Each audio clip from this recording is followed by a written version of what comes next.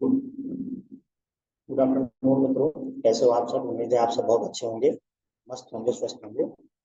आज हम आप लोगों को कॉमन कोल्ड के बारे में बताने वाले हैं।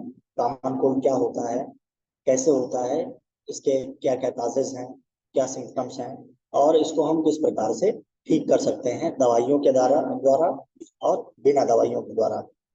तो आइए एक एक करके डिस्कस करते हैं। तो पहला है हमारा इंट्रोडक्शन, यानी कि कॉमन कोल्ड होता क्या है। तो ये वायरल इन्फेक्शन होता है जो मुख्यतः आपके नाक और गले को प्रभावित करता है। इससे गले में दर्द वगैरह हो सकता है, नेजल कंजेशन वगैरह होने का खतरा रहता है। ये एक सेल्फ लिमिटिंग कंडीशन है। अगर पेशेंट को 3 से 5 दिन घर पे रेस्ट करने के लिए बोला जाए, साथ ही साथ उसको हाइड्रेशन मेंटेन किया जाए पेशेंट का, और इम्यूनिटी बूस्टर अगर दिए जाए तो पेशेंट घर पे ही रिकवर हो जाता है, किसी प्रकार के मेडिसिन की जरूरत नहीं होती है।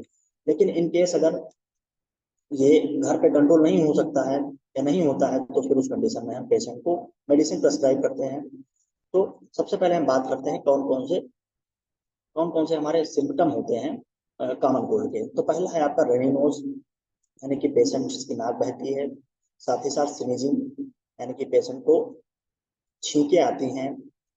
तीसरा फीवर, पेशेंट को हल्का दर्द रहता है शरीर में, यानी मालिश टाइप का लगता है पेशेंट को। साथ ही साथ पेशेंट को बुखार भी आता है, जो कि एकदम से बुखार आता है पेशेंट को ठंड लग के, और कुछ समय तक रहता है। फिर उसके बाद आप एंटीबायोटिक देने के बाद में कवर हो जाता है। साथ ही साथ पेशेंट को नेजल कंडीशन रहता है, यानी नाक उसकी बंद रहती है, पेशेंट के आंख में खुजली रहती है, और आंखें जो होती हैं वो वाटरी होती हैं, यानी कि उसमें पानी भरा रहता है। अगर हम ट्रीटमेंट की बात करें तो इसमें आप पेशेंट को स्टीम इनहेलेशन दे सकते हैं। तो एक मार्केट में कैप्सूल उपलब्ध है, कार्बोल प्लस। इसका उपयोग, इसको आप 2 कैप्सूल या 3 कैप्सूल लें और इसको कट करके गुनगुने पानी में डाल दें, जिससे एक भाप क्रिएट होती है, वाष्प क्रिएट होती है गुनगुने पानी से। इसको आप दिन में 3 से 4 बार अगर लेंगे तो इससे नेजल कंजेशन और कॉमन कोल्ड के जो सिम्टम्स हैं वो कंट्रोल हो जाते हैं। अगर कार्बोल से आराम नहीं मिलता है पेशेंट को, तो उस कंडीशन में पेशेंट को सीना रेस्ट टैबलेट देने की सलाह दी जाती है, जिससे पेशेंट के पेन, फीवर और रेड वाटरी आइज को कंट्रोल किया जा सके, रेडी नोज को कंट्रोल किया जा सके। साथ ही तो सीना रेस्ट की एक गोली सुबह, एक गोली दोपहर, एक गोली शाम को पेशेंट को खाने के बाद देने की सलाह दी जाती है, अगर एडल्ट पेशेंट है तो। अगर कोई बच्चा है तो उसको हम सीना रेस्ट सिरप काम में आता है उसको दे सकते हैं, वो बॉडी वेट के अकॉर्डिंग उसका डोज रहेगा। साथ ही साथ में पेशेंट को लिम्सी टैबलेट खिला सकते हैं आप, 500 मिलीग्राम की, एक सुबह और एक शाम को। लिम्सी में आपका विटामिन सी पाया जाता है। इस ब्रांड के अतिरिक्त आप विटामिन सी का कोई और ब्रांड भी सिलेक्ट कर सकते हैं, जैसे सेलिन है, बलूर सीजेड है। इस प्रकार की टैबलेट का उपयोग भी आप कर सकते हैं। पेशेंट के नेजल कंजेशन को दूर करने के लिए हम पेशेंट को अट्रोबिन का नेजल ड्रॉप देते हैं। ये बूंद उसका दोनों नाक में सुबह और शाम डालते हैं पेशेंट को 3 दिन के लिए। उसके बाद में फिर उसको हम स्टॉप कर देते हैं, जिससे पेशेंट को नेजल कंजेशन में पूरी तरह से रिलीफ मिल जाता है।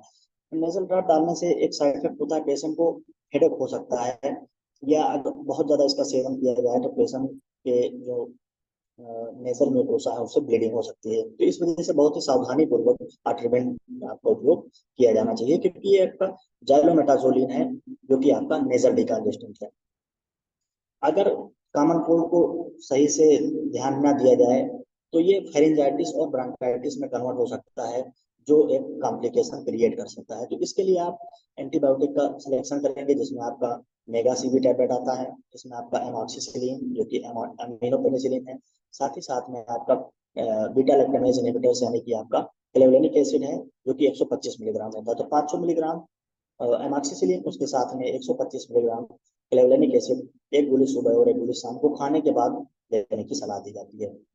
कभी कभी एंटीबायोटिक है तो इस वजह से पेशेंट को डायरिया, कॉन्स्टिपेशन होने का खतरा रहता है, तो उसके साथ में आप क्लेवाम के साथ में पेशेंट को मेट्रोनिडाजोल की एक गोली सुबह दोपहर शाम दे सकते हैं।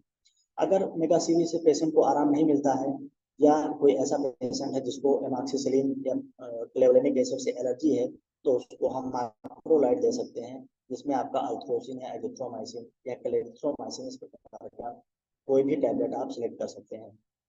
तो अल्थ्रोसिन आपका 500 मिलीग्राम सुबह दोपहर शाम दिन में 3 बार देना होता है, अगर कोई एडल्ट पेशेंट है तो।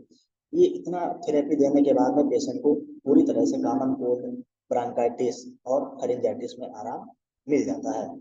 तो आज के लिए बस इतना ही, मिलते हैं किसी अगले वीडियो में। तब तक के लिए आप लोग अपना ख्याल रखिए। धन्यवाद।